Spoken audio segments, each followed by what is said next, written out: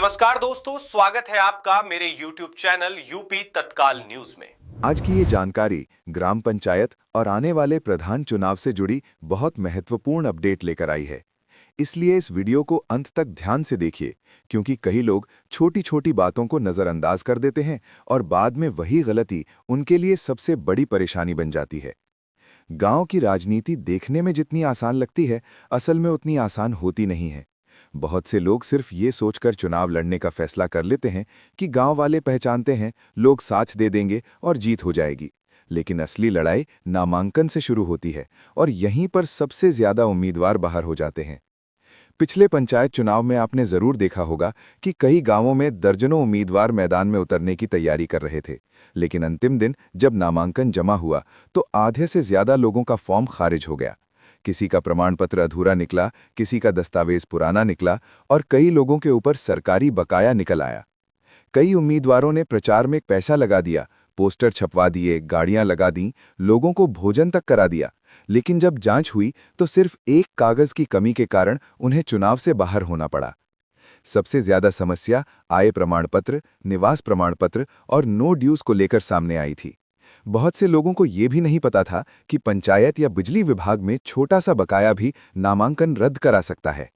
अब जो तैयारी चल रही है उससे साफ संकेत मिल रहा है कि इस बार प्रशासन पहले से ज्यादा सख्ती करने जा रहा है। अधिकारी चाहते हैं कि चुनाव के समय किसी तरह का विवाद कम हो, इसलिए कागजों की जांच पहले से ज्यादा ध्यान से होगी। इसका सीधा मतलब ये है कि इस बार कोई भी कमी छिप नहीं पाएगी। नामांकन करते समय उम्मीदवार को अपने सभी दस्तावेज सही और पूरे देने होंगे। आधार कार्ड, मतदाता पहचान पत्र, जाति प्रमाण पत्र, निवास प्रमाण पत्र, शौचालय प्रमाण पत्र और नो ड्यूज प्रमाण पत्र अनिवार्य माने जा रहे हैं। अगर किसी भी दस्तावेज में नाम, पिता का नाम या उम्र में अंतर पाया गया तो भी समस्या आ सकती है।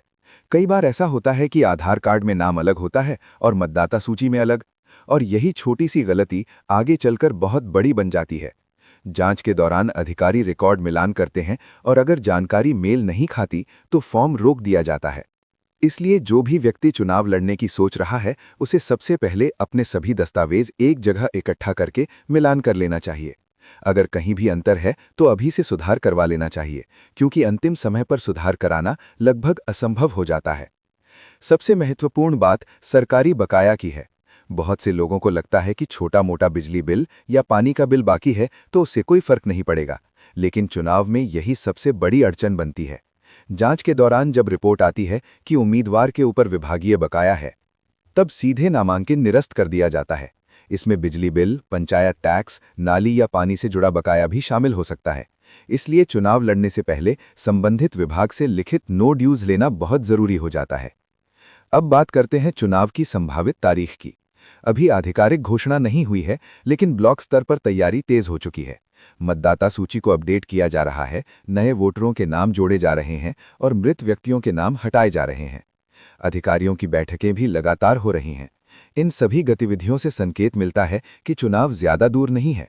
इसलिए जो लोग सोच रहे हैं कि अभी समय है और बाद में देखेंगे, उन्हें ये गलती नहीं करनी चाहिए। पंचायत चुनाव में आखिरी समय पर सबसे ज्यादा भीड़ होती है और तब कोई भी काम समय पर नहीं हो पाता। बहुत से उम्मीदवार अंतिम दिन प्रमाण पत्र बनवाने के लिए लाइन में लगते हैं और कई बार सर्वर या कार्यालय बंद होने के कारण उनका काम अधूरा रह जाता है। फिर वे नामांकन नहीं कर पाते और बाद में पछताते हैं। इसलिए समझदारी इसी में है कि सभी कागज पहले से तैयार कर लिए जाएं। मतदाता सूची में अपना नाम सही है या नहीं, ये भी अभी जाकर चेक कर लेना चाहिए। कई बार नाम कट जाता है या गलत वार्ड में चला जाता है, जिससे मतदान के दिन भी परेशानी होती है। चुनाव लड़ना सिर्फ कागज जमा करना नहीं है, बल्कि पूरी तैयारी का काम है। गांव के लोगों से संपर्क बनाना, अपनी छवि अच्छी रखना और विवादों से दूर रहना भी उतना ही जरूरी है। कई बार छोटे विवाद भी विरोधी पक्ष द्वारा शिकायत के रूप में दे दिए जाते हैं और जांच बैठ जाती है। इसलिए चुनाव के समय व्यवहार बहुत संभाल कर रखना चाहिए। सोशल मीडिया पर भी अनावश्यक पोस्ट या टिप्पणी से बचना चाहिए, क्योंकि आजकल ऑनलाइन गतिविधियां भी जांच का हिस्सा बन जाती हैं। एक और महत्वपूर्ण बात खर्च से जुड़ी है। बहुत से उम्मीदवार शुरुआत में ही ज्यादा पैसा खर्च कर देते हैं और बाद में प्रचार के समय उनके पास संसाधन कम पड़ जाते हैं। सही रणनीति ये है कि पहले कागजी प्रक्रिया पूरी कर ली जाए और नामांकन पक्का हो जाए, उसके बाद ही प्रचार में पैसा लगाया जाए। कई लोग नामांकन से पहले ही पोस्टर, बैनर और गाड़ियां लगा देते हैं और बाद में उनका फॉर्म रद्द हो जाता है, जिससे पूरा खर्च बेकार चला जाता है।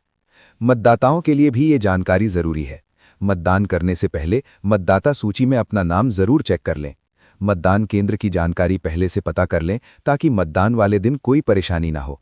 पहचान पत्र साथ ले जाना भी जरूरी है, क्योंकि बिना पहचान पत्र के मतदान नहीं किया जा सकता।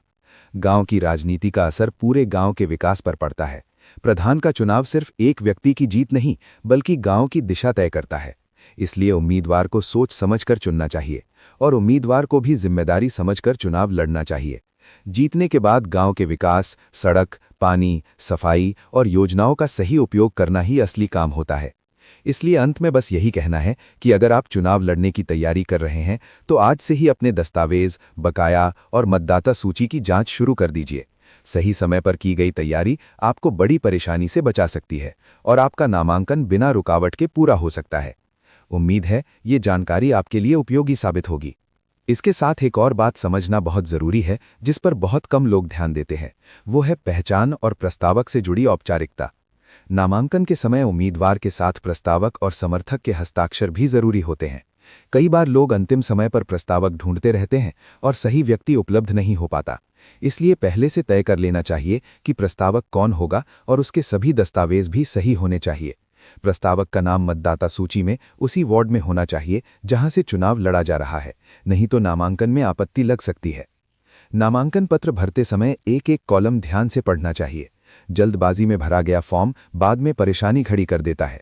नाम, उम्र, पिता या पति का नाम और पता बिल्कुल वही होना चाहिए जो सरकारी रिकॉर्ड में दर्ज है। कई लोग छोटी सी स्पेलिंग की गलती को महत्व नहीं देते, लेकिन जांच के समय वही गलती फाइल रोक सकती है। इसलिए फॉर्म जमा करने से पहले किसी जानकार व्यक्ति या वकील से एक बार जांच करवा लेना बेहतर रहता है। कई उम्मीदवार शपथ पत्र को भी हल्के में लेते हैं, जबकि ये बहुत महत्वपूर्ण दस्तावेज होता है। शपथ पत्र में दी गई जानकारी सही और स्पष्ट होनी चाहिए। यदि बाद में जानकारी गलत पाई जाती है तो शिकायत के आधार पर कार्रवाई भी हो सकती है। इसलिए जो भी जानकारी दी जाए वो पूरी जिम्मेदारी के साथ दी जानी चाहिए। कागजों को खुद पढ़कर समझना चाहिए और बिना पढ़े हस्ताक्षर नहीं करने चाहिए। चुनाव के समय बैंक खाते का भी ध्यान रखना चाहिए। कई जगह चुनाव खर्च से जुड़ी जानकारी मांगी जाती है और लेन देन का रिकॉर्ड रखना पड़ता है। इसलिए बेहतर है कि उम्मीदवार अपने खर्च का हिसाब लिखित रूप में रखे। इससे बाद में कोई सवाल उठे तो जवाब देना आसान रहता है। बिना रिकॉर्ड के किया गया खर्च विवाद का कारण बन सकता है। प्रचार के दौरान भाषा और व्यवहार पर विशेष ध्यान देना चाहिए। किसी भी व्यक्ति या प्रतिद्वंदी के खिलाफ गलत शब्दों का प्रयोग शिकायत का कारण बन सकता है। आजकल लोग मोबाइल से वीडियो बना लेते हैं और छोटी सी बात भी प्रशासन तक पहुंच जाती है। इसलिए हर सभा, बैठक और बातचीत में संयम रखना जरूरी है। सम्मानजनक व्यवहार से ही लोगों का भरोसा बनता है और वही चुनाव में सबसे बड़ा सहारा बनता है। मतदान से एक दिन पहले की तैयारी भी जरूरी होती है। अपने समर्थकों को मतदान का समय और केंद्र की जानकारी पहले से दे दें ताकि किसी को भ्रम ना रहे। कई बार लोग देर से पहुंचते हैं और मतदान का समय समाप्त हो जाता है। बूथ तक पहुंचने का रास्ता, दूरी और समय का अनुमान पहले से लगा लेना चाहिए। बुजुर्ग मतदाताओं की मदद के लिए भी व्यवस्था कर दी जाए तो अच्छा प्रभाव पड़ता है। मतदान वाले दिन शांति बनाए रखना सबसे महत्वपूर्ण होता है। किसी भी अफवाह या उकसावे में नहीं आना चाहिए। प्रशासन की टीम वहां मौजूद रहती है और हर गतिविधि पर नजर रखती है। नियमों का पालन करने से चुनाव प्रक्रिया सुचारू रहती है और किसी प्रकार की परेशानी नहीं होती। अगर कहीं कोई समस्या दिखे तो सीधे अधिकारियों को सूचना देनी चाहिए। खुद निर्णय लेने की कोशिश नहीं करनी चाहिए। मतगणना के समय भी धैर्य बहुत जरूरी है। कई बार शुरुआती रुझान अलग होते हैं और अंतिम परिणाम अलग आता है। इसलिए अधूरी जानकारी पर प्रतिक्रिया देने से बचना चाहिए। आधिकारिक परिणाम आने के बाद ही निर्णय स्वीकार करना चाहिए। जीतने पर सभी का धन्यवाद करना चाहिए और हारने पर भी शालीनता बनाए रखनी ही समझदारी होती है, क्योंकि गांव में सबको साथ रहना होता है। अंत में यही कहा जा सकता है कि पंचायत चुनाव तैयारी, धैर्य और सही जानकारी का चुनाव है। जो व्यक्ति पहले से योजना बनाकर चलता है वही अंत तक टिक पाता है।